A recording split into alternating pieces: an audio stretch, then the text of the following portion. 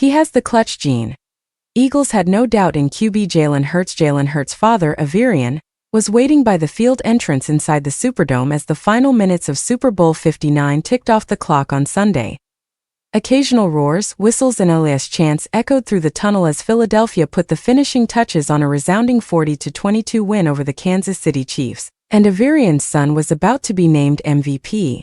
Hurts, who had 293 yards and 3 touchdowns, definitively outdueled Patrick Mahomes. Soon, Averian would make his way onto the field and share a long embrace with his son, green and white confetti underfoot. "I am just so humbly happy for him. That's first and foremost, and that's all I care about as a daddy," Averian said, talking with a cadence and exuding a command that sounded and felt like Jalen's. "I cried a little bit earlier. And I haven't cried since USC Alabama. I hadn't shed a tear since then. But for whatever reason it came out. So I guess it was the right time. They won that game and they won this game, so evidently the tears brought joy and victory." Alabama was Hurts' first collegiate game.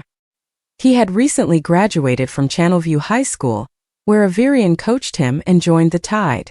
Jalen came off the bench and scored 4 touchdowns to lead a 52-6 rout. Much has transpired between then and now. From becoming the first true freshman to start for Nick Saban and lead Alabama to the national title game in each of his first 2 seasons, to being benched at halftime in the 2018 championship game against Georgia and subsequently losing the starting gig to Tua Tagovailoa. There was the rebound after transferring to Oklahoma, where Hurts finished second in the Heisman Trophy voting, before being selected by the Eagles in the second round of the 2020 NFL Draft. He beat out Carson Wentz for the starting job, had an MVP-caliber season in year 2 and the game of his life against the Chiefs in Super Bowl 57, but fell just short in a 38-35 heartbreaker. The promise of a return to that stage in 2023 was rocked by a historic collapse. There was a catch in Hurts' typically steady voice as he reflected on some of those moments at the podium after the Super Bowl victory.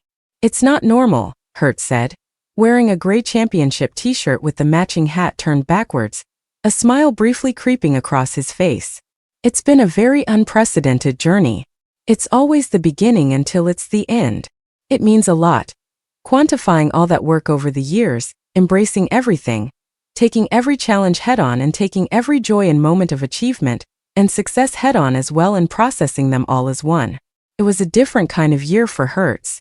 The offensive coaching staff decided to become more centered around running back Saquon Barkley, following a 2-2 start plagued by turnovers, 7 of which were charged to Hurts.